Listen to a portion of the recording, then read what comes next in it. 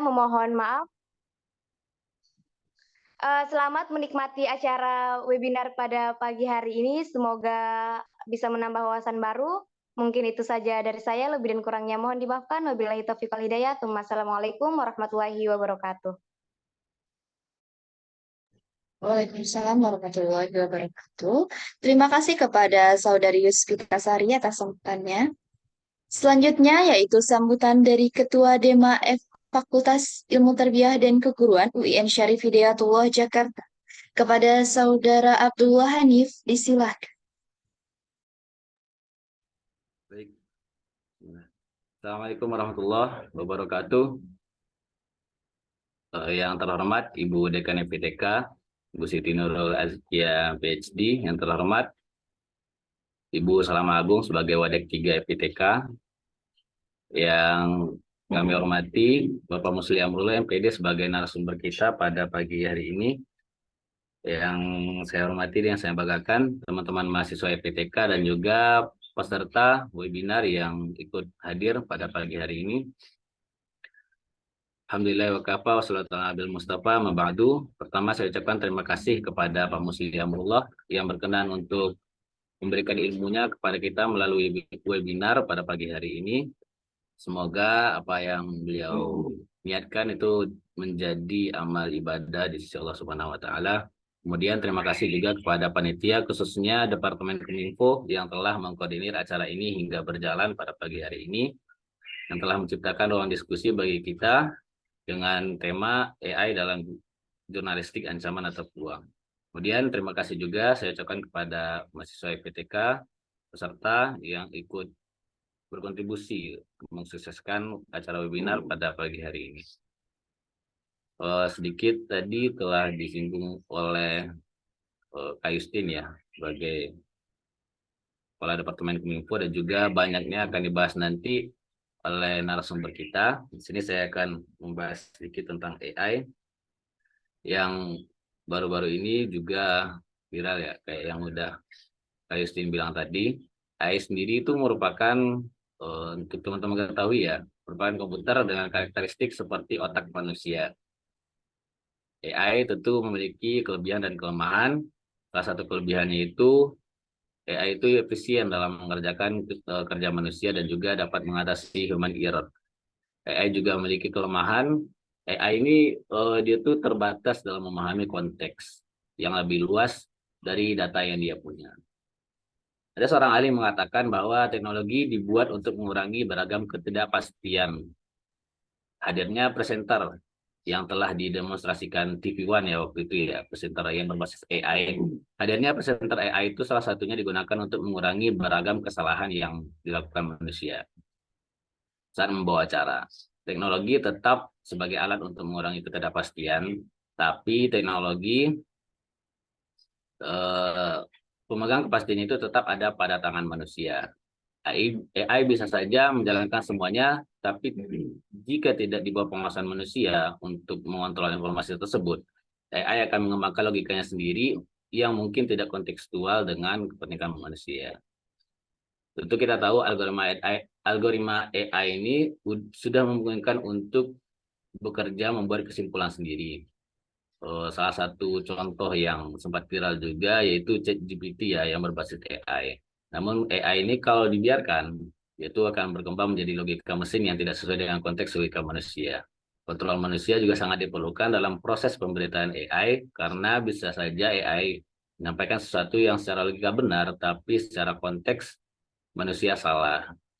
Dan harapan kita bersama tentunya AI jangan sampai betul-betul mengurangi peran manusia di dalamnya. Dari sini masih timbul pertanyaan nih, AI ini apakah ancaman atau peluang bagi masa depan, khususnya dalam jurnalistik. Terima kasih, dan teman-teman manfaatkan ruang diskusi ini untuk menjawab pertanyaan tersebut, ambil ilmu sebanyak-banyaknya, dan ciptakan diskusi yang menarik.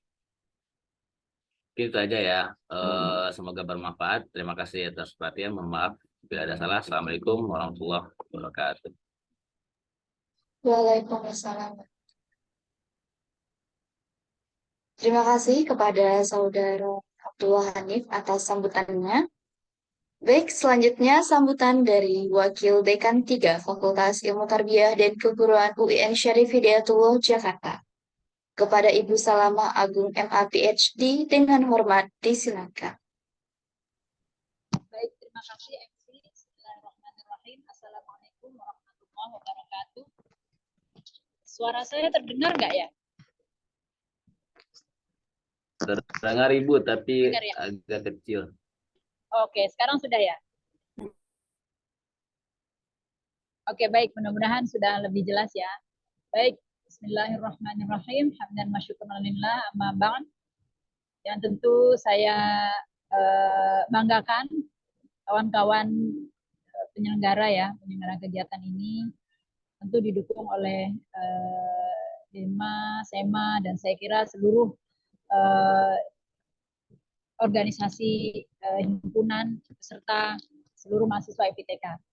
Ya, terima kasih atas diselenggarakannya kegiatan ini. Saya kira ini kegiatan yang sangat menarik. Saya sangat mengapresiasi, apalagi kaitannya dengan AI ya, yang memang sudah tidak bisa dipungkiri lagi kita hadapi. Meskipun di dunia barat ini sudah diperkenalkan barangkali sejak 20 tahun yang lalu ya, tapi di kita baru booming sekarang. Ya memang agak lambat-lambat dikit, tapi mudah-mudahan kita, apalagi dengan generasi Z ini, bisa cepat mengejar ketinggalan itu. Baik, teman-teman sekalian, di sambutan saya di pagi hari ini, tentu saya mengucapkan apresiasi yang luar biasa ya buat teman-teman yang mau meluangkan waktunya untuk berdiskusi. Saya berharap diskusi ini tidak hanya pada tataran diskusi, tetapi juga ada implementasinya. Masuk salah satunya yang saya bayangkan adalah setelah diskusi ini, apa nih gerakan yang bisa dilakukan kawan-kawan terkait dengan AI. Dalam bayangan saya, tentu AI ini buatan manusia, kan gitu ya. Siapa yang membuat, itulah dia yang akan ruling the world. Nah, saya lebih concern kepada kita sebagai mahasiswa FITK secara khusus ya, dan sebagai umat Islam secara umum, kita harusnya bisa meruling the world melalui AI. Jadi jangan kita sebagai penerima produk saja. Nah, kalau penerima produk, jadi kitanya bingung gitu ya, gelagapan gitu. AI gimana, lakukannya pencegahan aja gitu. Tapi kalau kita sudah mengambil dari perspektif yang lain, bagaimana kita bisa menciptakan AI sehingga bukan sesuatu yang mengerikan gitu ya, bahkan lebih bisa mengajak kita dan masyarakat luas lebih kenal Islam gitu ya, lebih kenal dunia kita, lebih mendekatkan diri kepada yang Maha Kuasa gitu ya. Saya kira itu tidak mustahil untuk bisa kita lakukan, apalagi peran kita sebagai pendidik bangsa. Oleh karena itu saya terus meminta teman-teman untuk selalu mengembangkan kompetensi atau skill gitu ya, di luar dari skill pedagogi atau kependidikan kalian.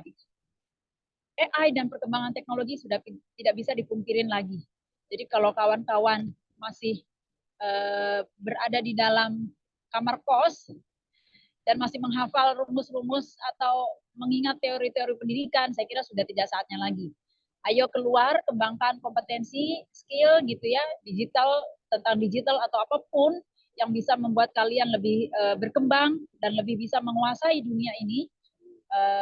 Saya sangat mendukung kegiatan-kegiatan tersebut. Nah, salah satunya kegiatan ini yang menjadi wadah kalian untuk diskusi. Lakukanlah diskusi yang menarik, diskusi yang bermanfaat, diskusi yang dapat memberikan kalian action yang lebih luas lagi. Jadi tidak hanya talking, di dalam diskusi kan banyak talking ya. Tidak hanya talking, tetapi juga actionnya apa.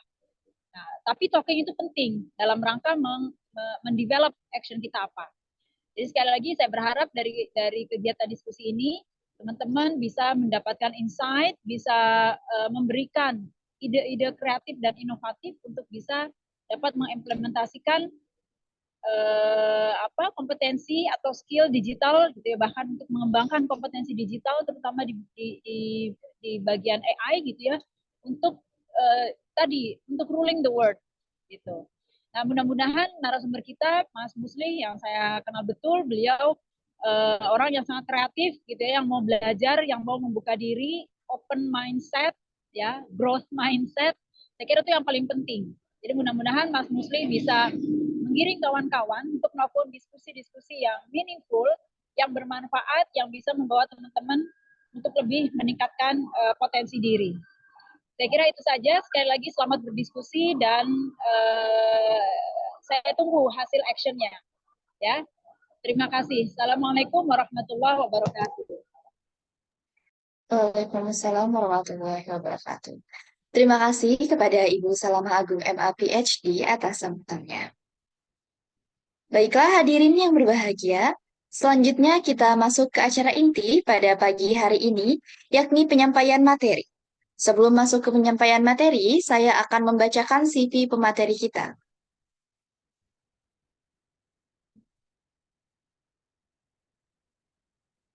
Kepada panitia bisa di-share screen dulu CV-nya.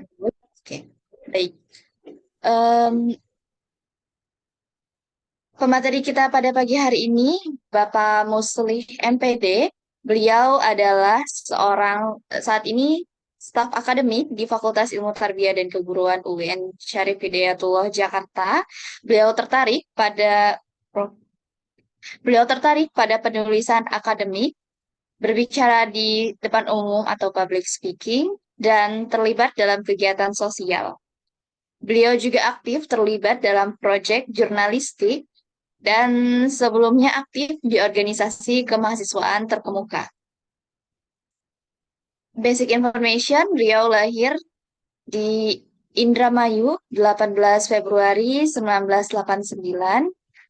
Untuk kontak beliau ada di CV ini ya teman-teman. Apabila punya kepentingan dan pertanyaan lebih bisa menghubungi kontak tersebut. Riwayat pendidikan beliau alumni SDN Sukamaju, Terisi Kabupaten Indramayu, lulus tahun 1996. Lalu beliau juga dari MTSN Cikedung, Terisi Kabupaten Indramayu, lulus pada tahun 2002. Lalu beliau juga alumni dari Man Model Babakan Ciwaringin Kabupaten Cirebon, lulus tahun 2005. Beliau merupakan alumni dari English Education Department FITK UIN Jakarta tahun 2009 dan juga Master of Islamic Education Management FITK UIN Jakarta 2017. Pengalaman bekerja beliau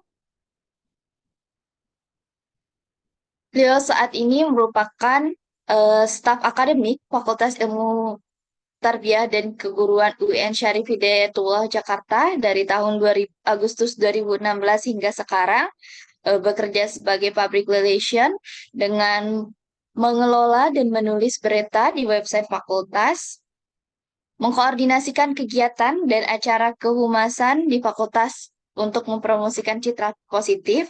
Beliau juga bekerja sebagai academic service dengan menanggapi pertanyaan dan korespondensi, bekerja sama dengan kelompok atau organisasi mahasiswa, dan juga mengelola informasi beasiswa terkait bidik misi dan KIP kuliah. Riwayat bekerja beliau lainnya, beliau pernah bekerja sebagai data entry inventarisasi aset di Bank Mandiri dari tahun 2015 hingga tahun 2016. Dan juga beliau pernah bekerja sebagai telemarketing di Aviva Astra Life Insurance dari tahun 2014 hingga tahun 2015. Baik, langsung saja kita sapa pemateri kita pada pagi hari ini. Selamat pagi Pak Muslih. Ya, pagi kawan-kawan. Assalamualaikum warahmatullahi wabarakatuh. Waalaikumsalam warahmatullahi wabarakatuh.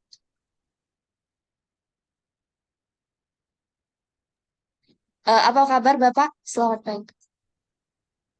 Alhamdulillah, kabar baik kawan-kawan. Semoga kawan-kawan, sahabat-sahabat, teman-teman semua juga dalam keadaan baik dan membahagiakan pada hari ini. Meskipun tentu hari ini mestinya kawan-kawan kumpul dengan keluarga masing-masing, leyeh-leyeh di kosan seperti Pres Hanif itu biasanya masih tiduran itu. Cuma terpaksa saja karena ada acara hari ini dia terpaksa membangunkan diri begitu. Terima kasih teman-teman. Ya. Ya, Bapak. Terkait tema pada pagi hari ini, Pak, saya kira banyak sekali nih, Pak, pro kontra terhadap AI dalam jurnalistik. Saya sendiri juga cukup perhatian terhadap perkembangan AI, dan saya lihat hadirin yang hadir pada hari ini juga sudah tidak sabar, Pak, mendengarkan materinya. Baik, Pak, langsung saja bisa dimulai penyampaian materinya. Oke, baik. Terima kasih. Oke.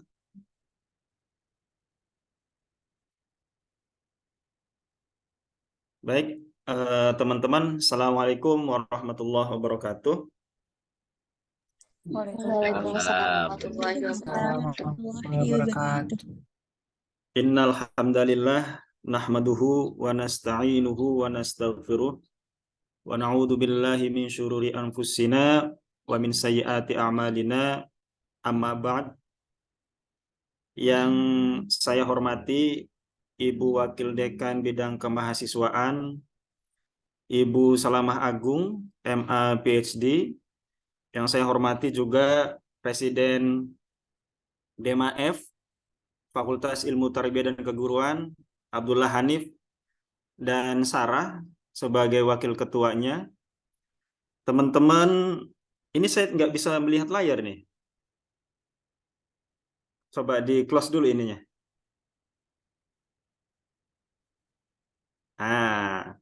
Saya kurang nyaman ininya. Oke, makasih. Makasih Hilmi ya.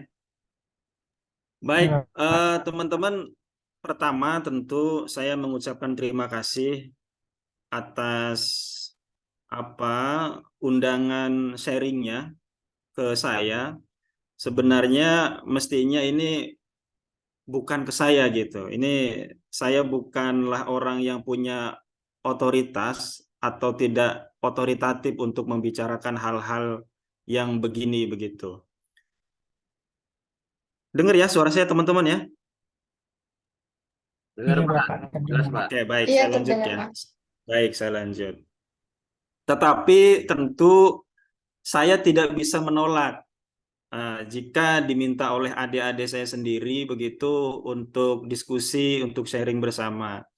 Jadi dengan alasan saya ini masih punya tanggung jawab moral ke teman-teman semua, ya saya bersedia gitu. Karena yang minta Sarah adik saya di PBI, jadi saya nggak bisa menolak ke Sarah itu. Jadi dengan terpaksa saya terima undangannya, termasuk oleh Ketua Hanif ini. Saya nggak bisa menolak kalau dia yang minta ini. Itu kemudian selanjutnya teman-teman, saya akan menyebut teman-teman, kawan-kawan dan sahabat-sahabat. Khawatir kalau saya hanya menyebut kawan-kawan yang biasa dipanggil sahabat-sahabat tersinggung dan seterusnya. Makanya saya bukan tidak konsisten, tapi ini untuk mengakomodasi semua kawan-kawan yang ada di Fakultas Tarbiyah. Selanjutnya saya ingin diskusi hari ini kita berjalan diskusi saja. Tidak ada kemudian penyampaian informasi yang sifatnya serius atau apa, itu kita diskusi saja. Karena bagi saya, menurut saya teman-teman tarbiyah khususnya ini sudah bukan hal yang asing gitu berbicara.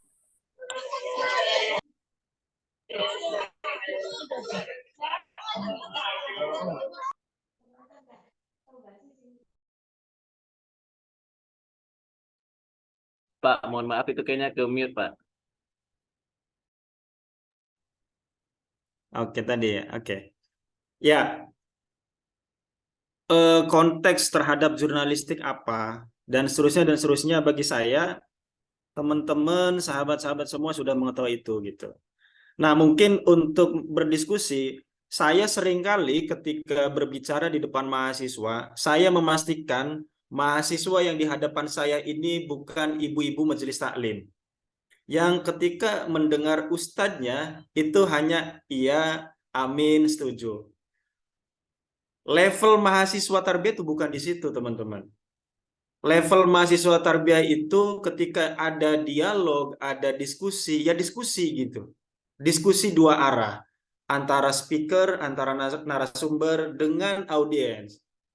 Jadi kita sepakat hari ini teman-teman yang ada di hadapan saya, di monitor saya ini bukan teman-teman yang ada di majelis taklim ya. Sepakat ya?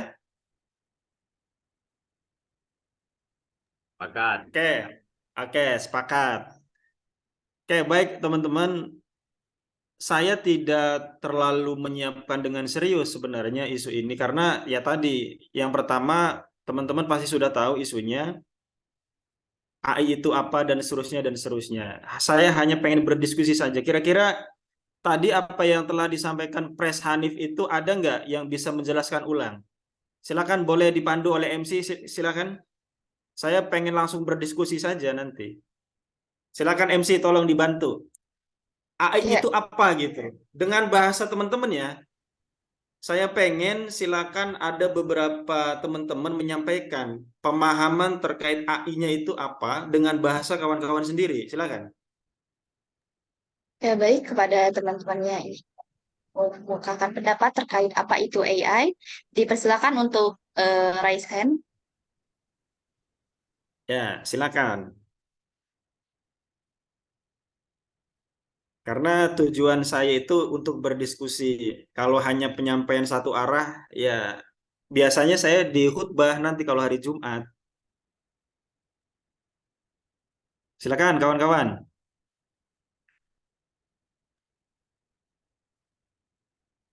Yang masih tiduran apa nggak usah nyalain kamera juga nggak apa-apa, tapi harus kita interaksinya ada. Jadi teman-teman Departemen Kominfo tidak sia-sia menyelenggarakan acara di hari Minggu ini. Ayo Baik, sekali silakan. lagi kepada teman-teman dipersilakan untuk raise hand untuk menjawab Ah, pertanyaan apa itu AI. Oke, aku Mak Rahma MC. Ya, silakan. Jadi izin Bapak, untuk sepemahaman aku, AI itu sendiri adalah kecerdasan buatan yang dibuat oleh manusia yang mana fungsinya itu bisa sama kayak fungsi manusia, misalkan kayak menghandle pekerjaan. Nah, pekerjaannya itu terkhusus pada bidang teknologi seperti itu, Bapak. Oke, makasih Yuspita. Yang lain teman-teman? Sesuai dengan pemahaman dan sesuai dengan bahasa teman-teman sendiri. Ada yang lain? Silakan.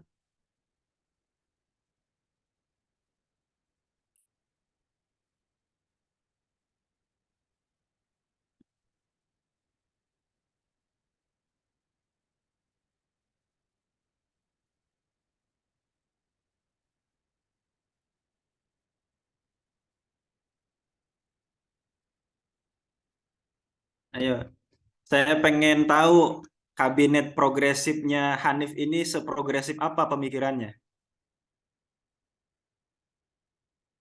Mohon izin teman-teman, memang gaya bicara saya begini karena dulu juga saya kadernya Kak Hanif itu, jadi kebawa suasana aktivis ini bahasanya. Jadi bukan lagi sebagai akademisi, tapi sebagai aktivis yang pernah berkecimpung di organisasi. Di jiwa-jiwa mahasiswa masih ada ya, Pak? Nah, iya, Pres. Izin Pres, saya bahasanya begini Pres. Lanjut, Pak. Ayo, Ayo, teman-teman. kawan-kawan yang lain. Tadi saya dengar itu Pres Hani pengen diskusinya menarik, berjalan dengan menarik gitu. Ya menurut saya variabel menarik itu diskusinya mengalir dua arah gitu. Ayo Pres, menurut Pres Arif gimana dengan bahasa sendiri Pres?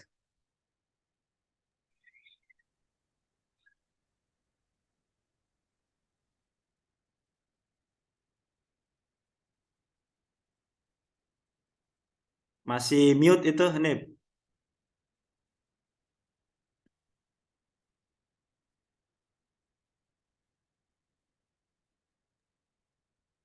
Oh, Ya silakan. Menurut Pres Hanif sendiri itu apa gitu AI secara umum? oke. Tadi sudah saya jelasin ya, teman-teman, Pak Musi sendiri di sambutan tadi. Kalau menurut saya pribadi, artificial intelligence itu teknologi ya atau komputer, tapi dia tuh udah memiliki karakteristik seperti otak manusia. AI itu mampu berpikir kritis juga, mengambil keputusan dan menaikkan produktivitas. Dan AI juga punya selain basis data itu mungkin salah satu kelebihannya ya dari manusia. Makanya dengan kinerja yang udah punya basis data dan lain-lain, itu AI itu mampu bekerja lebih efisien daripada kerja yang dilakukan manusia. Itu Pak. Ya, oke, mantep itu penjelasannya. Jadi materi saya hari ini udah selesai sama Pres Hanif ini, kawan-kawan. Udah udah disimpulkan sama Pres Hanif ya. Jadi itu kawan-kawan betul. Kemudian itu kan secara umum ya. Saya pengen menarik ke dalam konteks jurnalistik. Jurnalistik itu kebetulan teman-teman bidang yang saya geluti per 2020 ya.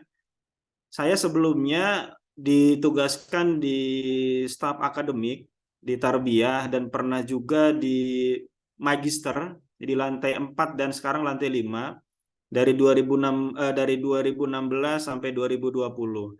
Nah, kemudian ketika saya di rolling ke lantai 2 fakultas, sebenarnya rektor menugaskan saya sebagai staf akademik. Nah, tetapi mungkin Bu Dekan ketika itu Bu Sururin membaca bahwa saya itu dilihat bisa menulis mungkin dan untuk keperluan publikasi. Karena Bu Sururin itu kan berasal dari lembaga penjaminan mutu ya awalnya. Jadi dia paham betul ketika ada akreditasi, baik akreditasi prodi maupun akreditasi institusi, data-data itu sangat penting disampaikan kepada asesor. Nah, sehingga dulu ketika website ini saya highlight sebentar ya, izin ya teman-teman ya, supaya paham gitu ke konteks jurnalisnya, kenapa harus ada jurnalistik. Nah, kemudian setelah itu website FITK kita coba bangun, dengan setiap kegiatan yang diselenggarakan oleh fakultas, baik fakultas sendiri maupun prodi-prodi, bahkan di tingkat organisasi mahasiswa kampus. Kita itu selalu mempublish berita-berita itu. Tujuannya apa?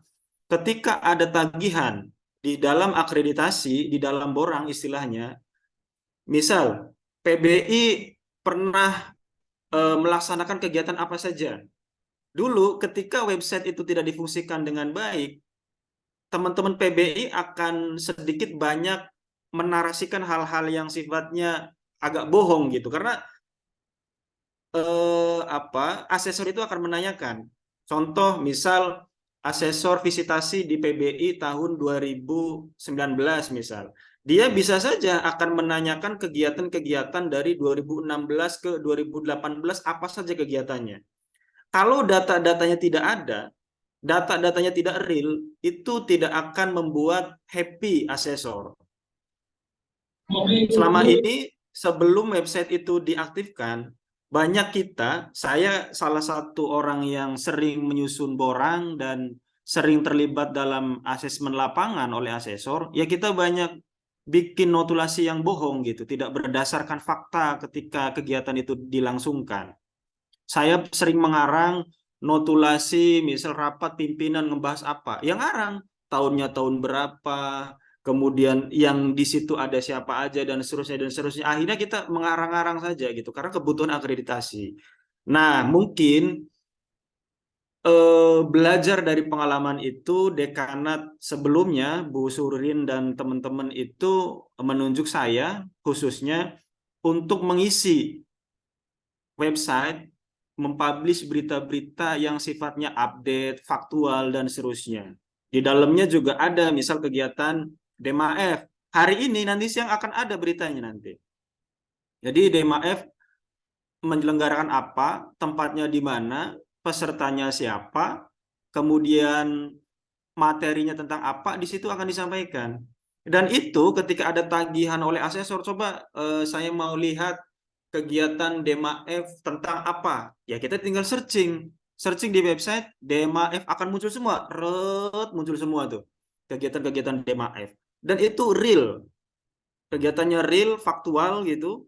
Jadi asesor itu merasa terbantu, merasa happy, dan kita pun mudah gitu. Nah itu mungkin kenapa Bu Surulin itu sangat concern terhadap publikasi kemarin itu. Makanya saya diminta khusus oleh dekanat untuk mengisi informasi-informasi di website Tarbiyah. Itu teman-teman latar belakangnya. Nah, kemudian saya juga tidak pernah menggunakan yang namanya ChatGPT, itu nggak pernah sebenarnya. Karena kan kalau masuk ke Indonesia, AI itu kan baru di pertengahan 2022 mungkin ya, atau awal atau pertengahan 2022 itu baru masuk isunya ke Indonesia. Nah, kemudian di awal 2023 itu mulai muncul banyak isu, bahasan-bahasan, utamanya AI yang ChatGPT itu. Banyak saya beberapa literatur baca di sebagian negara di Asia, Cina khususnya, itu ada bahkan disertasinya itu dibikin melalui ChatGPT. Ya, saya khawatir teman-teman di Fakultas Tarbiyah pun akan memanfaatkan fasilitas itu. Makanya saya beberapa kali diskusi dengan dosen-dosen Tarbiyah, ya dosen harus punya harus punya skema yang bisa mensiasati dalam tanda petik ya pemanfaatan atau kecurangan terhadap teknologi tadi gitu. Karena tidak sesuai dengan konteks gitu. Sementara ini sependek pengetahuan saya belum ada alat yang bisa mendeteksi tulisan itu berasal dari ChatGPT atau apa. Sementara yang saya tahu ya, nggak tahu kalau memang teman-teman punya informasi, ada Pak, katanya ada Bang, apa gitu alatnya. Saya belum tahu sampai hari ini. Itu. Nah, ini kemudian yang menjadi masalah buat saya sebagai jurnalis manusia gitu. Khawatir nanti jurnalis-jurnalis manusia itu tugas-tugasnya akan tergeser oleh ChatGPT. Nah, ketika saya kaji teman-teman, ternyata tidak juga, bahwa kreativitas manusia, tadi juga yang disampaikan oleh Hanif itu, bahwa ChatGPT tidak bisa membaca konteks apa yang akan kita sampaikan. Tujuan kita tuh apa yang mau kita sampaikan di dalam narasi, kalau konteksnya ini ya, konteksnya jurnalis, apa yang mau kita sampaikan di narasi berita itu. ChatGPT nggak bisa. Nah, makanya saya bilang AI atau ChatGPT ini tergantung siapa penggunanya, siapa pemakainya. Kalau misal tiba-tiba ada orang yang sama sekali kita tahu latar belakangnya, dia tidak memiliki background menulis, dia tidak memiliki kemampuan dasar menulis pemberitaan, jurnalis, dan seterusnya, tiba-tiba 1-2 hari tulisannya banyak, 1-2 hari nulis berita di berbagai website atau apapun. Nah, ini patut dicurigai teman-teman. Dan saya bisa membaca ini tulisan asli manusia atau tulisan alihan dari ChatGPT. Kalau saya yang biasa menulis narasi-narasi berita, itu saya bisa memastikan bahwa ini hasil karya manusia, jurnalis manusia, atau ini hasil karya komputer gitu, yang sekarang sedang booming dengan ChatGPT itu. Jadi itu perlu kehati-hatian betul dalam penggunaan IT. Baik, sebenarnya baik banget untuk yang punya kompetensi ya. Misal saya kalau menggunakan misal itu sangat-sangat mudah, teman-teman. Penggunaan ChatGPT itu sangat mudah. ChatGPT itu sebenarnya tergantung perintah kita gitu, tergantung perintah, sejelas apapun perintah kita, kemudian sedetail perintah itu. Sistem akan membaca perintah itu dengan baik. Tetapi kalau kita tidak mempunyai kompetensinya, tidak punya skill di bidang itu, kita akan bingung memerintahkan chat GPT itu seperti apa. Kita minta dia itu pengen menjelaskan apa itu akan bingung. Tapi kalau kita yang punya kompetensinya, ya kita akan mudah menarasikannya itu bla bla bla bla bla dan akan keluar semua. Yang kita minta itu akan keluar. Tapi lagi-lagi dia itu tidak bisa memahami konteks. Dia akan merekam sesuatu mungkin ya dugaan saya, sesuatu yang sudah tersebar di cloud atau di mana istilahnya. Saya kurang paham juga ini. Hanya akan merekam di situ. Tapi sesuatu yang belum pernah dipublish itu dia bisa menduga, tapi secara konteks dia tidak akan bisa gitu. Saya coba contoh beberapa perintah. Perintahnya saya tidak sengaja tidak detail gitu. Saya minta kemarin apa ya contohnya? Tolong buatkan narasi berita tentang wisuda di UIN Jakarta. Secara umum betul perintahnya, tetapi kurang detail. ChatGPT itu tidak bisa kemudian membaca wisudanya keberapa. Jumlah mahasiswa yang akan diwisuda itu tidak akan bisa membaca dia. Kemudian rektor, warek, nama-namanya tidak akan bisa membaca. Jadi sebenarnya mudah bagi saya dan mungkin juga bagi teman-teman dosen yang lain ketika meminta mahasiswa membuat artikel atau membuat paper, dia sebenarnya akan bisa insting sebagai dosen itu membaca, oh ini bukan tulisan mahasiswa yang bersangkutan. Karena mungkin selama ini saya lihat dia itu sebenarnya tidak punya kompetensi, tidak punya basic menulis. Itu kan bisa dibaca ya sebenarnya. Nah itu, makanya sekarang di beberapa prodi humaniora itu tidak lagi dosen meminta tugas akhirnya itu menulis paper atau menulis artikel, tetapi wawancara sekarang. Jadi balik lagi, saya ingat di pesantren hafal-hafalan gitu hadap-hadapan.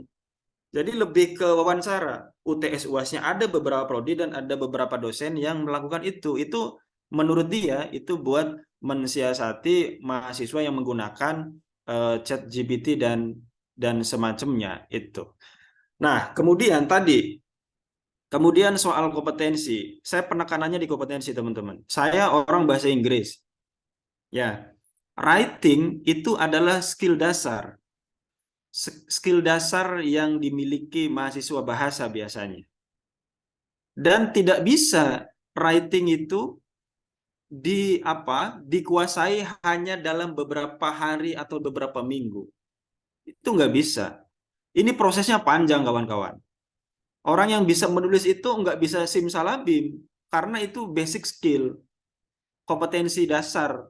Nggak bisa semua orang bisa menulis dengan bagus, dengan bahasa yang mengalir. Itu harus dengan pembiasaan, terus-menerus gitu, belajar, dan seterusnya. Tapi bagi orang yang sama sekali baru, kemudian kita baca misal tulisannya bagus, mengalir, ya saya sih husnudon gitu kalau bahasa agamanya. Itu. Tapi kalau kita tahu dia prosesnya panjang, pernah nulis di beberapa media, pernah nulis di media sosialnya dari dulu, ya kita percaya bahwa dia memang punya basic menulis dan dia punya kompetensi di bidang penulisan itu. Bagi saya itu sederhana membacanya. Nah, banyak juga contoh yang lain, misal teman-teman ini terkait Excel ya. Jadi kan banyak rumus-rumus di dalam Excel itu. Saya orang yang agak kurang paham dengan Excel, dengan penulisan-penulisan, tapi ada di AI itu untuk bisa menghitung dengan cepat, rumus-rumus dengan cepat dan seterusnya. Bagi saya yang tidak punya kompetensi, saya akan khawatir apakah kemudian perintah yang saya sampaikan, perintah yang saya minta kepada AI itu sesuai nggak dengan keinginan saya gitu.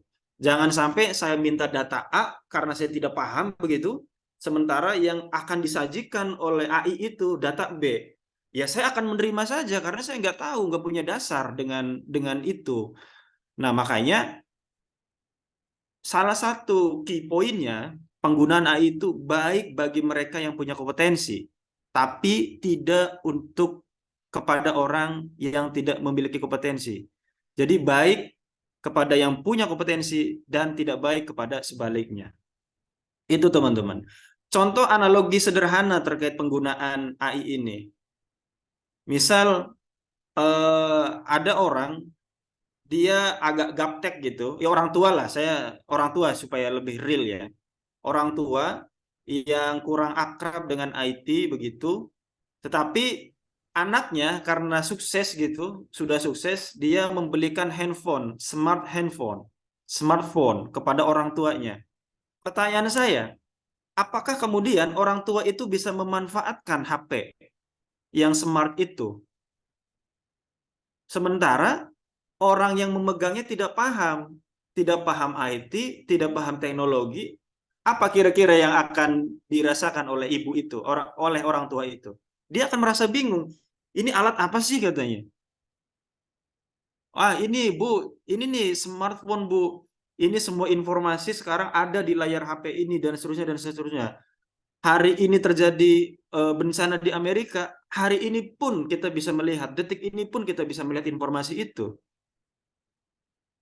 Tetapi orang tua itu, ibu itu yang nggak paham cara penggunaannya seperti apa. Nah, itulah kira-kira analogi-analogi sederhana.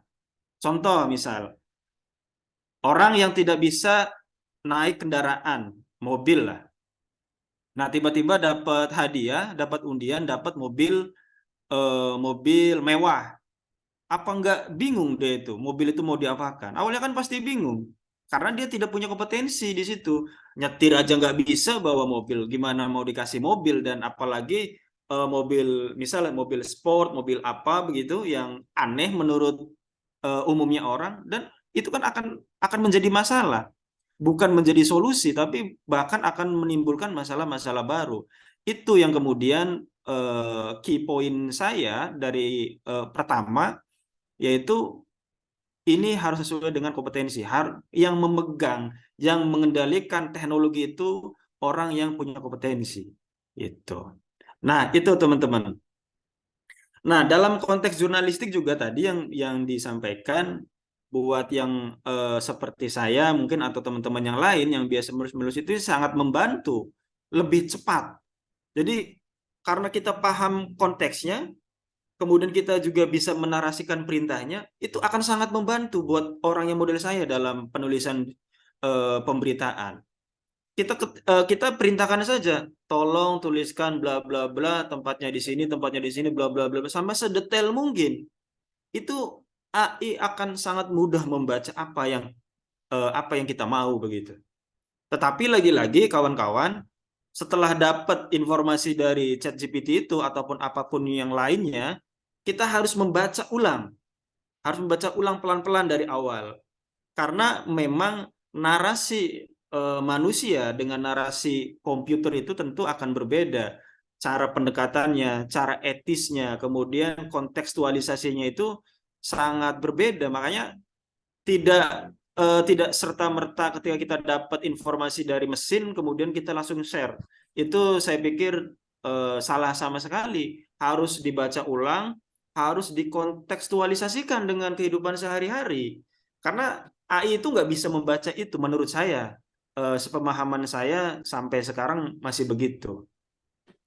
Nah, jadi saya sampai jam berapa ini diskusinya nih? MC Bu ini Rahmayani sampai jam berapa saya? Iya kok sampai jam 10.20 kalau sesuai Anda. Oke, masih 5 menit lagi ya. Oke, baik Ya. teman-teman, itu pemahaman saya secara umum terhadap AI dalam jurnalistik, ancaman atau peluang. Jadi teman-teman bisa membaca sekarang bahwa dia bisa menjadi peluang ketika dipergunakan oleh orang yang tepat, oleh orang yang punya kompetensi. Ini umum ya pemahamannya, tidak hanya di dalam jurnalistik. Di konteks yang lain pun sama. Kunci utamanya mereka yang punya kompetensi, paham di dalamnya. Jadi kalau serta-merta yakinlah itu akan bikin sesat begitu. Kalau orang pesantren ya belajarnya di emperan-emperan masjid begitu, yang dikit-dikit kafir, dikit-dikit takfir itu mereka tidak belajar dari awal. Nah, ini konteksnya hampir sama sebenarnya. Orang yang teknologi ini, Kalau dia tidak punya basic sama sekali, itu akan jadi bahaya. Sama aja dengan kaum-kaum takfiri, ya kan? Yang awal tidak pernah sekolah di madrasah, tidak pernah mesantren begitu, tiba-tiba saat kuliah ikut pengajian-pengajian yang di emper-emper masjid, yang semua orang tidak boleh tahu, tiba-tiba dia hafal beberapa ayat-ayat dalil-dalil pilihan, itu sebenarnya akan berbahaya menurut saya. Makanya kemajuan teknologi juga harus diimbangi dengan basic-basic kita gitu. Jadi ancaman dan peluangnya itu tergantung konteksnya. Peluangnya tadi dan ancamannya tadi. Nah, kemudian juga menurut saya merasa penggunaan AI juga selain positifnya tadi ya lebih efektif, lebih produktif juga bisa mengancam orang-orang yang seperti saya. Jadi kita malas menulis pada akhirnya, akan malas berpikir dan skill written menulis itu adalah skill kebiasaan teman-teman. Saya kalau tidak menulis dalam beberapa waktu, misal seminggu atau 2 minggu bahkan, itu akan jumud lagi otak saya. Tidak susah untuk mengalirkan narasi, menyambungkan antara paragraf 1, paragraf 2, dan seterusnya, itu susah. Kalau tidak kontinuitas, terus gitu dilatih. Saya sebelumnya, sebelum menulis berita Pers Hanif, saya juga pernah seringkali ya diminta untuk nulis opini. Opini baik yang sifatnya situasi nasional, dan saya juga pernah menulis di majalah Suara Guru punya PGRI, pengurus besar PGRI. Saya pernah menulis di majalahnya itu. Jadi ya seperti itu, menulis itu nggak instan, tapi harus butuh proses panjang gitu. Dengan adanya ini ya sangat beruntung buat orang model saya gitu, karena punya basic dan ada kebetulan mesin yang bisa memperlancar efisien waktunya, kemudian produktivitasnya meningkat. Itu teman-teman. Nah, yang jadi ancaman buat jurnalis tadi, selain kita males nulisnya, males untuk bikin kata-katanya, juga khawatir akan ada pemindahan tugas yang harusnya tugas ini diselesaikan oleh manusia, oleh jurnalis manusia, akhirnya diselesaikan oleh mesin. Nah, ini yang kemudian akan jadi masalah gitu. Itu teman-teman sekilas sedikit atau panjangnya teman-teman bisa menyimpulkan apa yang saya sampaikan. Selebihnya kita diskusi saja. Teman-teman yang punya pandangan lain tentang AI ini khususnya di konteks jurnalistik, mari kita sama-sama diskusi. Terima kasih dari saya teman-teman. Silakan dilanjut. Baik, terima kasih Bapak atas dipersilakan kepada teman-teman yang bertanya terkait AI dalam jurnalistik dan terkait materi yang sudah disampaikan oleh Pak Muslim tadi. Disilakan untuk raise hand apabila ada pertanyaan.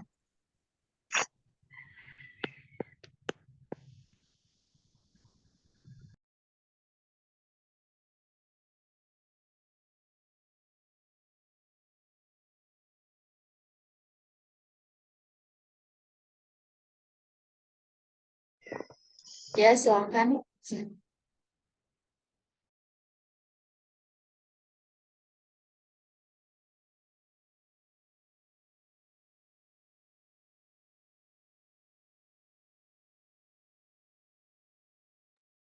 Baik, sudah ada 2 orang yang raise hand. Mungkin kita bisa tanyakan pertanyaannya. Silakan kepada Pres Hanif yang duluan mengangkat.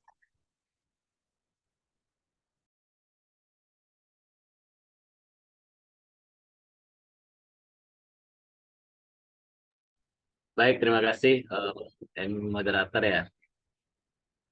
Izin bertanya Pak Musli. Tadi yang saya dapat simpulkan dari yang Pak Musli sampaikan ya terkait AI. Mungkin kita udah tahu bahwa orang beranggapan AI ini ibarat 2 mata pisau. Kita bisa menjadikan dia ancaman sekaligus peluang, tergantung siapa yang memanfaatkannya. Tapi Pak Musli sendiri nih sebagai alumni BBI ya, atau bahasa asing, dan saya juga mahasiswa PBA Pendidikan Bahasa Arab dalam memandang AI ini, apakah AI dalam bahasa asing itu justru menjadi peluang atau ancaman?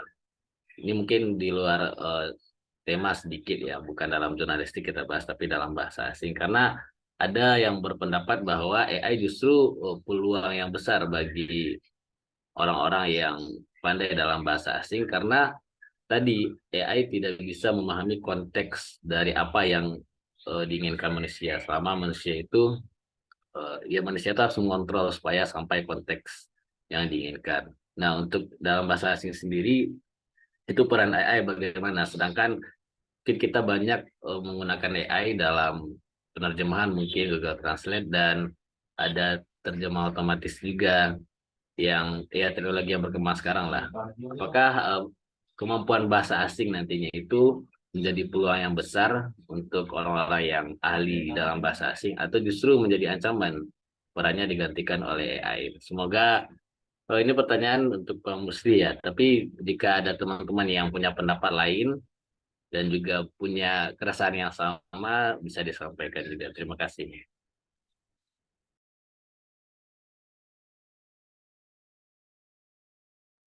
Baik, terima kasih atas pertanyaannya. Bagaimana Pak, mau langsung dijawab dulu atau masuk pertanyaan kedua?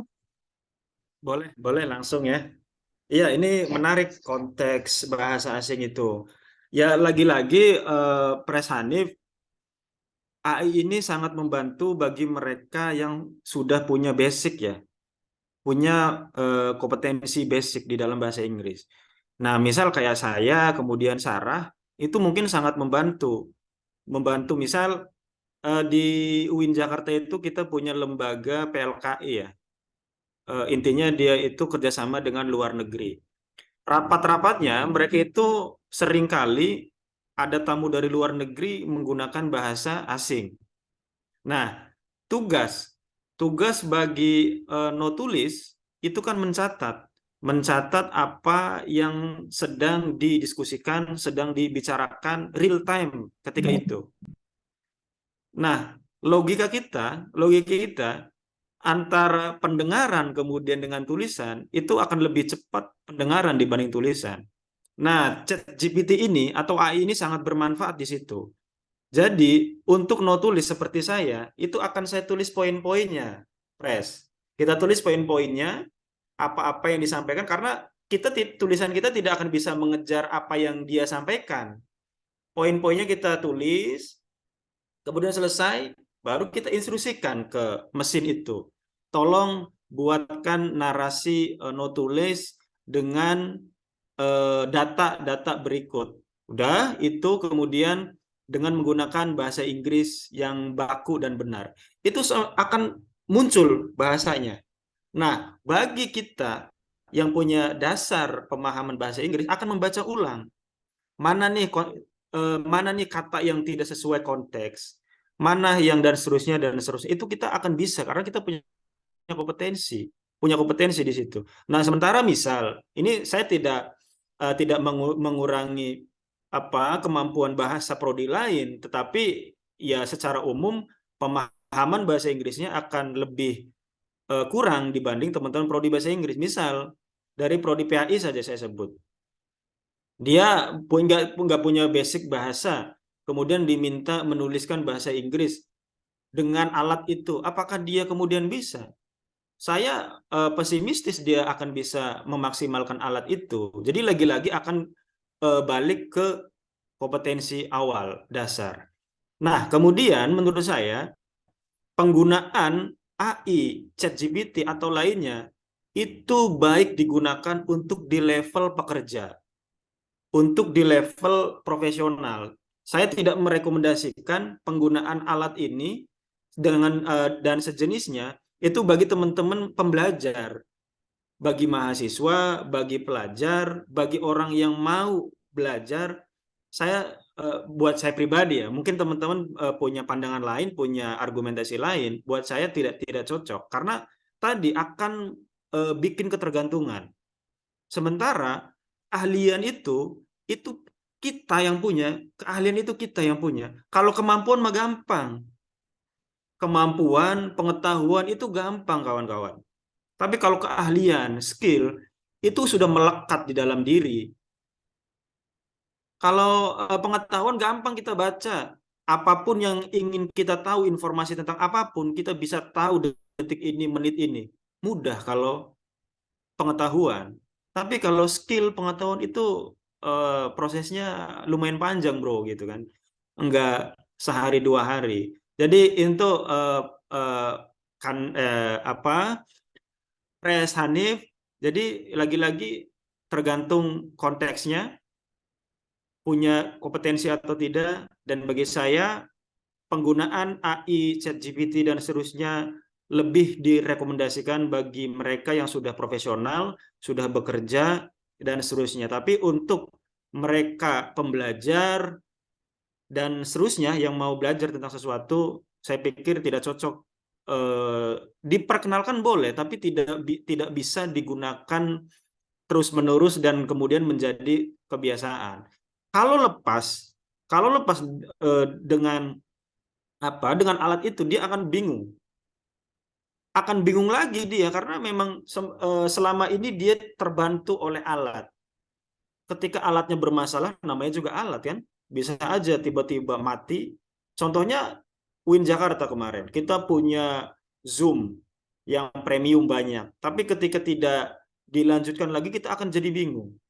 Kemarin kita punya email punya email UIN Jakarta, tapi ketika dibatasi itu akan jadi masalah. Akan ada ketergantungan di situ. Tapi misal saya atau teman-teman yang lain punya kompetensi di hal tertentu, misal tidak adanya ChatGPT, saya tetap happy menulis gitu. Saya akan biasa-biasa saja begitu. Kira-kira itu, Pres Hanif. Silakan, barangkali kawan-kawan ada tanggapan yang lain, silakan. Terima kasih Pak Muslim.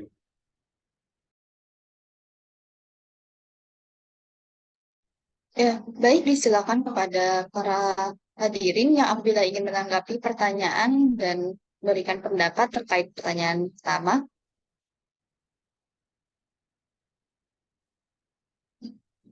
Apabila tidak ada, kita mungkin bisa lanjut ke pertanyaan selanjutnya. Saya Kak. Ya, disilakan kepada penanya kedua untuk mengajukan pertanyaan. Oke, terima kasih kepada MC yang sudah memberikan saya waktu untuk bertanya. Mohon izin kepada pemateri untuk menyampaikan pertanyaan. Di sini saya ingin bertanya, apakah setiap kita menggunakan AI atau memanfaatkan AI sejenis atau yang lainnya dapat terjadi atau dapat memungkinkan terjadinya tindakan scammer? Itu saja pertanyaan dari saya. Sekian, terima kasih.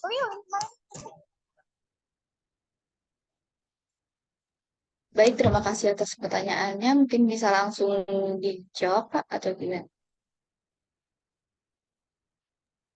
Ya, sangat bisa, teman-teman. Itu juga salah satu kelemahan penggunaan teknologi ya. Data-data kita juga bisa saja mereka tahu gitu.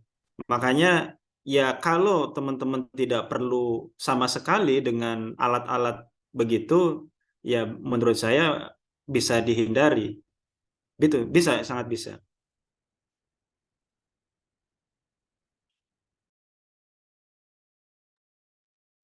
Baik, terima kasih. Bagaimana?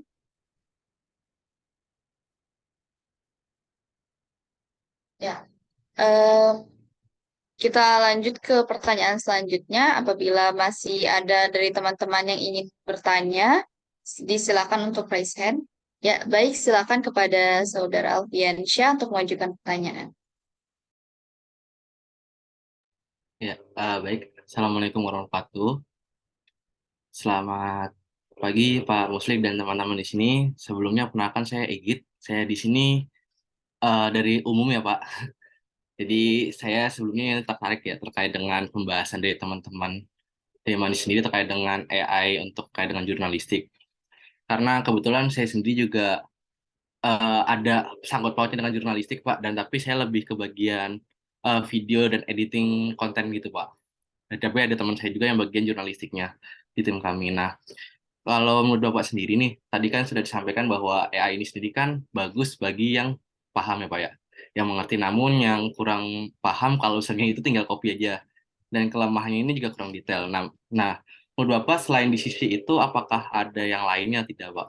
Karena kalau saya melihatnya, beberapa kali ketika teman saya membuat berita, itu dia itu kayak ada sistem dan polanya. Kalau kita kan selalu membahasnya itu kan selalu ada 5W+1H ya Pak. Seperti itu. Dan kalau misalnya di ChatGPT itu saya lihatnya itu kadang dia loncat-loncat, dan kalau pembaca itu kan ibaratnya kayak kita baca koran atau apapun yang udah biasa itu kayak dibuatnya tuh supaya ada iramanya dan enak ya. Namun di ChatGPT ini sendiri belum ada. Dan katanya itu kalau misalnya robot kan dibuat untuk apa yang kita perintahkan dia kerjakan. Tapi kalau saya manusia itu membuat segala sesuatu itu berdasarkan perasaan dan pemikirannya ini tuangkan.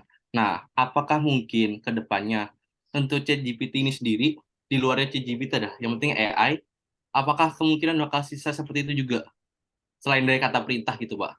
Seperti itu. Jadi dia bisa membuat sebuah tulisannya berdasarkan kayak dibaca pun enak gitu. Ada alurnya gitu. Apakah itu mungkin atau tidak untuk nantinya? Seperti itu. Karena kalau melihat kalau di saya kan bagian editor video, Pak. Jadi kalau saya editor video saya lihat nih semakin banyak kan sekarang udah ada voice over yang secara kita copy kalimatnya terus habis itu buat sendiri.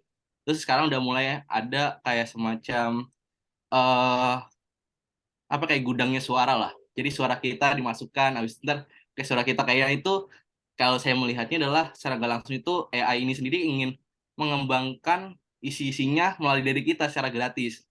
Nah, apakah itu kedepannya bakal juga seperti itu dalam bentuk jurnalistik atau bagaimana, Pak? Terima kasih. Iya, ini menarik. Alfiansyah dari mana ini? Kalau saya dari Pramuka Jakarta, Pak, saya kuliah juga, Pak, Mas, di Bakri, Pak. Di kampus mana, Bang? Bakri, Pak. Oke. Iya, betul. Makanya saya tadi sampaikan ini dalam konteks jurnalistik, orang apa ya? Orang yang menggunakan AI ini atau ChatGPT dalam konteks jurnalistik memang benar-benar orang yang memahami konteks. Jadi karena mesin alat itu dia tidak bisa membaca perasaan. Nah, sementara selama ini kita itu sebagai jurnalis juga harus bisa menjiwai. Nah, saya seringkali kawan-kawan ada pimpinan kita lagi dinas luar di daerah mana gitu, bikin acara, misal penandatanganan MOU di luar negeri beberapa kali pernah. Nah, pimpinan hanya mengirimkan saja data-datanya, poin-poinnya. Mas Musli, tolong buatkan berita kegiatan di sini.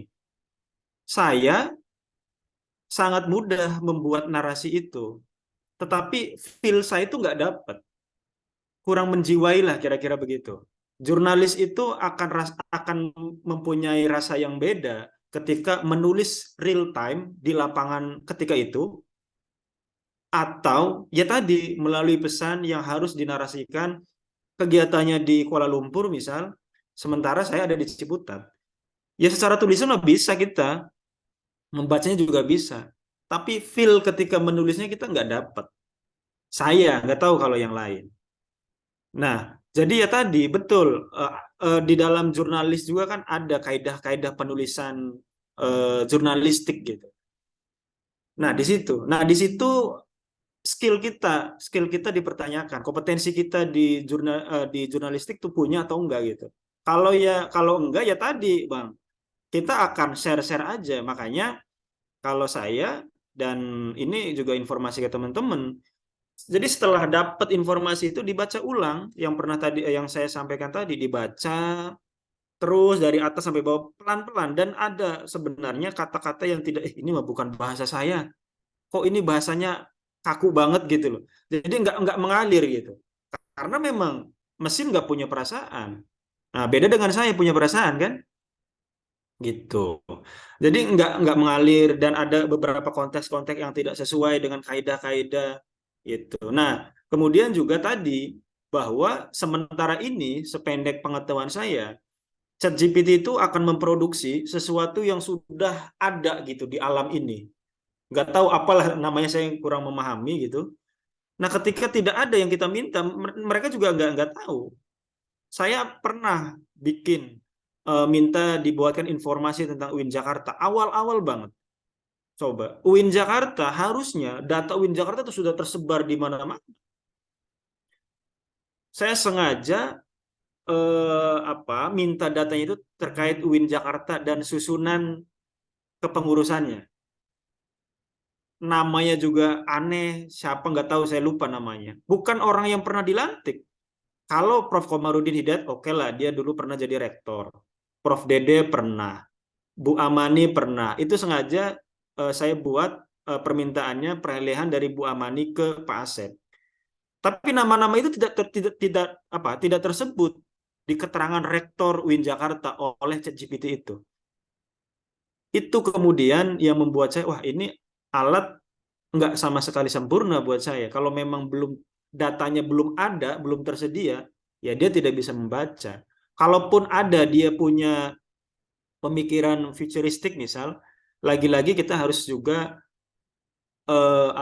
harus paham, harus bisa membaca, ini bener nggak sih secara konteks gitu. Jadi tetap ada keterbatasan. Nah makanya lagi-lagi ya kita harus hati-hati dalam penggunaannya. Penggunaan AI ini, ChatGPT atau yang lainnya gitu. Itu Bang Alfiansyah, keren. Terima kasih Bang. Terima kasih juga Pak Muslim.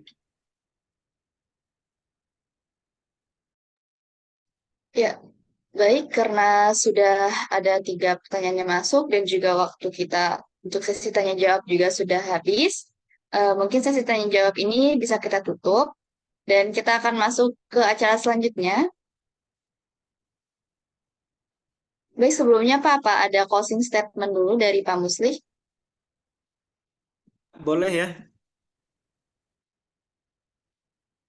Gini teman-teman, saya pikir ini pembahasan sebenarnya menarik dan kawan-kawan juga punya background skill masing-masing begitu. Saya tidak bisa menyimpulkan sesuatu yang spesifik.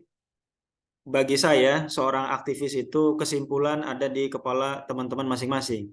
Kesimpulannya seperti apa, ya silakan, itulah yang teman-teman peroleh pada hari ini.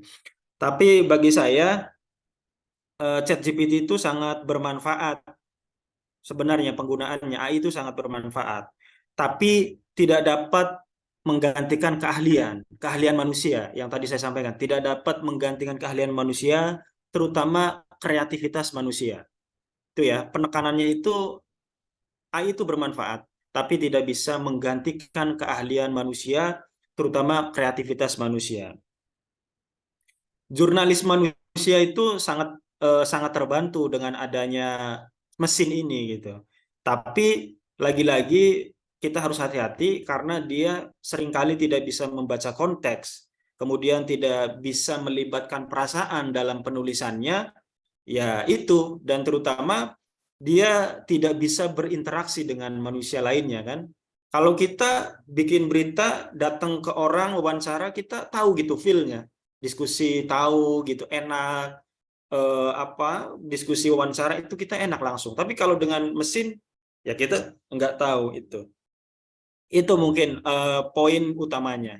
Nah kemudian saya begini, Pres Hanif, selama ini saya tidak punya ya mahasiswa, ya bukan tidak punya, saya tidak punya informasi mahasiswa siapa saja dari prodi mana saja yang punya basic menulis gitu, khususnya jurnalis ya. Saya sangat akan merasa terbantu jika di setiap prodi itu, di setiap HMJ itu punya mahasiswa yang bisa menulis yang minimal dasar saja, nggak harus sudah halus gitu. Paling nggak reportase umum saja, kegiatan ini apa dan seterusnya. Itu sangat membantu prodi dan juga fakultas.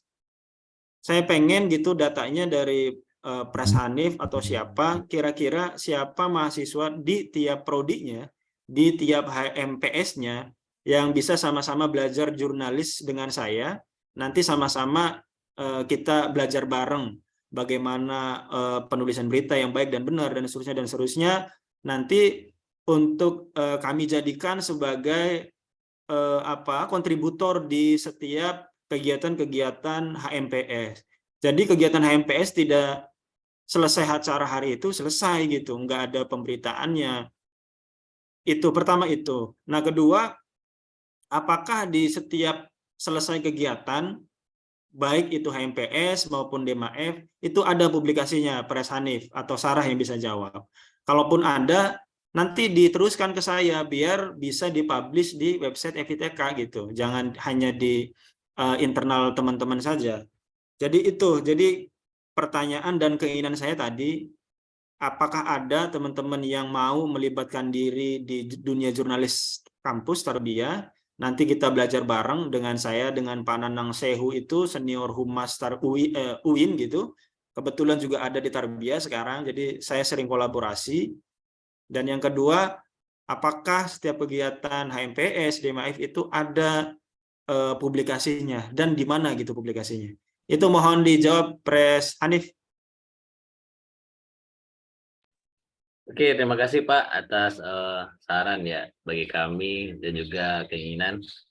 Ini merupakan suatu hal yang sudah menjadi keinginan dan terpikir sebelumnya sama saya untuk adanya wadah untuk mahasiswa buat mengembangkan diri di bidang jurnalistik, karena kita masih pendidikan ya, jadi tidak ada bidang yang mungkin mewadahi tersebut. Sejauh ini kita belum punya data, tapi mungkin teman-teman pengurus bakal bantu mengumpulkan data tersebut. Di sini juga hadir Kadep Litbang ya, Karika Amalia. Teman-teman Litbang bisa bantu untuk mengumpulkan data mahasiswa tersebut. Dan juga untuk menjawab pertanyaan tadi, memang beberapa kegiatan yang ada di Tarbiyah, di HMPS dan DEMA itu mereka punya dokumentasi dan akhirnya publish, tapi dari mereka masing-masing. Nah, itu website HMPS, website DEMA juga, tidak di website resmi FITK. Kami sebenarnya dari jauh-jauh hari pengen adanya keterlibatan ini, website FITK sendiri dan juga mungkin Instagram FITK yang secara resmi, khusus untuk menjadi wajah fakultas, bukan untuk mahasiswa saja, tapi untuk kalangan umum lain di luar sana. Ya, mungkin nanti hari ini juga kami koordinir insya Allah Pak, semua kegiatan yang di OMIK itu muaranya satu ke website FITK gitu, agar kegiatan-kegiatan tersebut bisa meningkatkan IQ fakultas juga ya, kayak yang betul itu Bapak bilang tadi, betul. ada apa ya, yang membantu juga ya pihak luar yang menjadi apa ya istilahnya Pak, yang menilai akreditasi fakultas. Iya, dan ini kan salah satu bentuk tanggung jawab moral sebagai fakultas. Informasi itu kan penting untuk halayak lain tahu gitu ya. Jadi akuntabilitas fakultas juga terjaga, kegiatannya ada, kegiatan akademik, kegiatan segala macam. Ini kan bentuk pertanggungjawaban terhadap publik umum. Selain itu juga ya tentu ada sisipan-sisipan promosinya.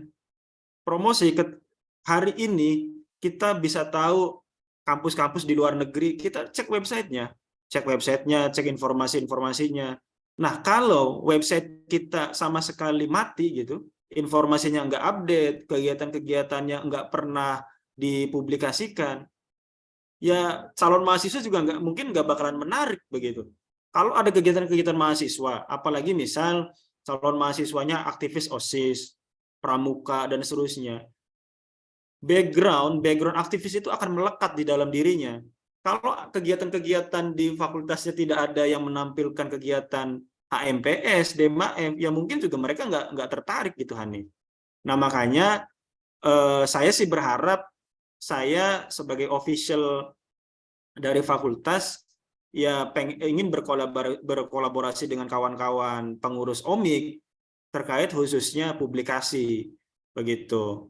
Ayo kalau memang ada teman-teman yang ingin belajar, ayo kita kapan janjian di lantai 2 begitu. Nanti saya izin ke Bu Wadek 3 dan alhamdulillah kawan-kawan Wadek 3 sekarang sangat progresif gitu, sesuai dengan nama kabinet kawan-kawan semua progresif. Dia punya jiwa muda, cekatan, progresif, dan punya target-target terkait pengembangan kemahasiswaan.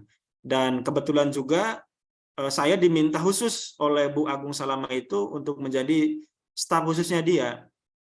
Jadi nanti ketika ada acara-acara terkait dengan kemahasiswaan, insya Allah saya akan selalu dilibatkan di Wadek 3 ini. Beda dengan Wadek yang sebelumnya yang tidak memfungsikan saya sebagaimana mestinya, begitu teman-teman. Jadi harapan saya itu Hanif, kita kolaborasi, menurut saya ini penting begitu antara fakultas dengan kawan-kawan yang sedang berproses di OMIK begitu. Oke, baik Pak. Ada 2 PR nih yang kami catat pagi ini. Nanti data mahasiswa akan kami sampaikan ke pengurus untuk dikumpulkan, dan juga bagaimana nanti kegiatan OMIK itu muaranya satu di website FITK. Terima kasih Pak atas sarannya. Tadi ya catatan itu kan saya catat dari sambutannya Bu Agung. Jadi biasanya kegiatan itu hanya talking saja katanya. Actionnya mana? Nah bagi saya 2 rekomendasi itu penting buat action dari kawan-kawan DEMA-F dan HMPS itu, Pres Hanif, biar ada outputnya apa gitu dari pertemuan ini, kita bisa menyampaikan ke pimpinan kan gitu, Pres. Baik Pak, terima kasih. Baik, terima kasih atas penyampaian materi dan juga tanya jawab dan partisipasi teman-teman sekalian dalam penyampaian materi pada pagi hari ini. Baik, kita langsung masuk ke acara berikutnya, yakni penyerahan sesi sertifikat dan sesi foto bersama.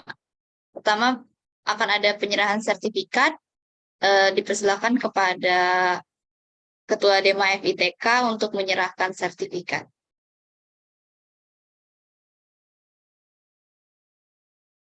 Oke, ini Bu MC, saya nggak tahu nih penyerahan sertifikat online ini harus ada yang disampaikan apa gimana?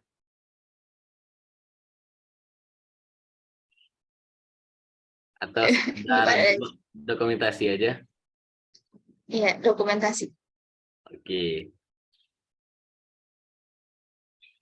Baik, saya hitung 1, 2, 3. Sudah. Oke, terima kasih Pak Musli. Ini sertifikatnya bakal di print apa gimana, panitia?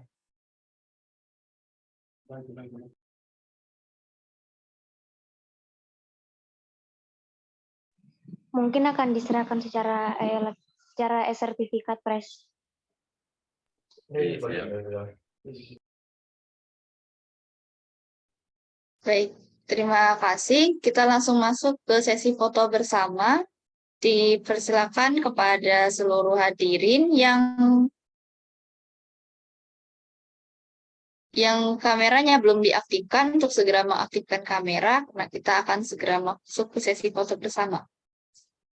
Mungkin sertifikatnya bisa di-post dulu. Oke. Sekali lagi kepada seluruh peserta yang belum mengaktifkan kamera, untuk segera dapat mengaktifkan kamera karena kita akan masuk ke sesi foto bersama. Dipersilakan kepada panitia yang bertugas untuk memandu sesi foto bersama. Baik, untuk slide 1 silakan on cam.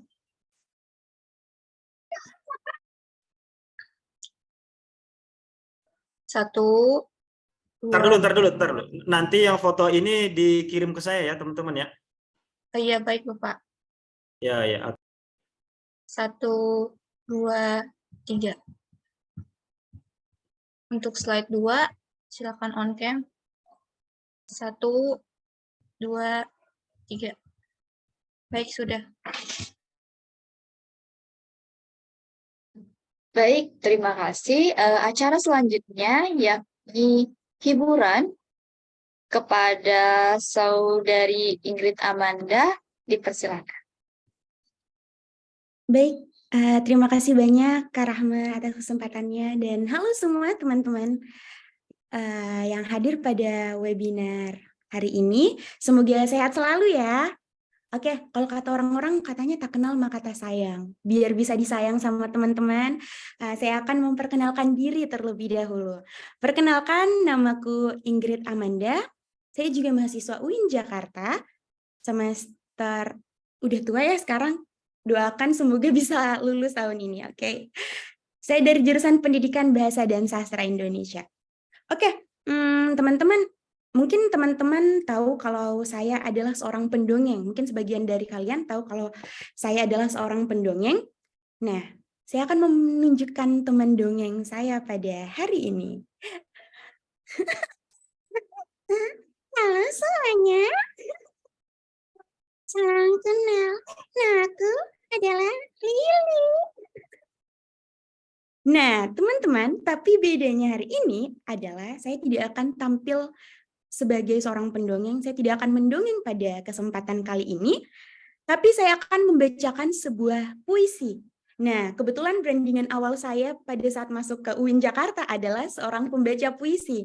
Tapi semakin berjalan, ternyata teman-teman lebih mengenal saya sebagai seorang pendongeng. Oke, jadi Lili akan saya simpan terlebih dahulu dan saya akan mencoba untuk membacakan kembali puisi favorit saya. Untuk teman-teman yang ingin melihat saya mendongeng, bisa banget teman-teman buka di Instagram saya saja, ya. Di Ingrid Amanda. Oke. Hari ini saya akan membacakan sebuah puisi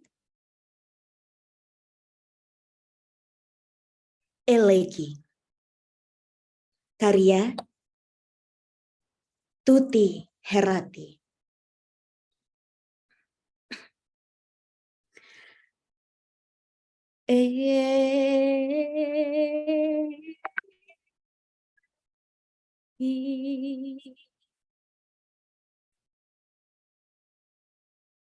Kau gelisah, sayang.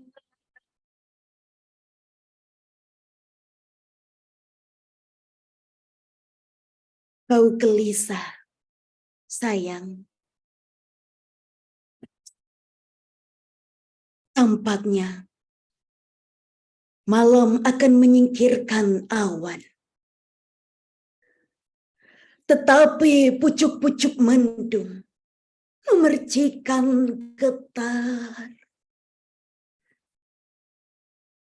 Pohon tegak-tegak, rumput semak, dan riuh kota mulai lelap, bersembunyi dalam satu nada sunyi. Menunggu adalah pembunuhan lambat yang sedang berlalu. Dan semangat hidup hilang melewati lubang-lubang dalam kelam. Kau gelisah, sayang. Katakan itu cinta. Kau membuang muka. Tidak ingin melihat. Bulan dilingkari sepi. Sepi. Dan detak jantung jadi degup lambat. Dan semakin berat menunggu taufan selesai. Terima kasih banyak, teman-teman. Teman-teman kalau mau lihat videoku yang mendongeng bisa langsung ke Instagram aku ya. Terima kasih, aku kembalikan ke Rahmayani.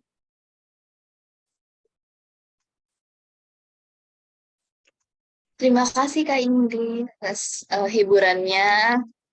Tangan dulu nih buat yang Oke. Baik, dengan selesainya hiburan tadi, kita akan segera masuk ke acara yang terakhir, yakni bacaan doa. Pembacaan doa dipersilahkan kepada panitia yang bertugas.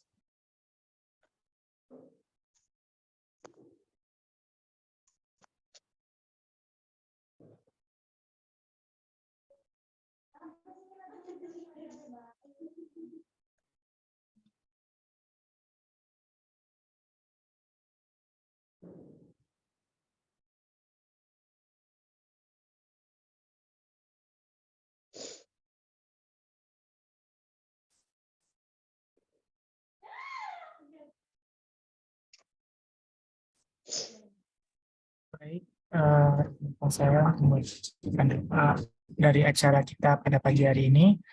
A'udzu billahi minasyaitonir rajim. Bismillahirrahmanirrahim.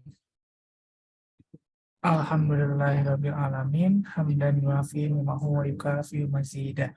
Ya Rabbana lakal hamdu kama walakas syukra kama yanbaghi li jalali wajhikal karimi wa 'azimi sultani.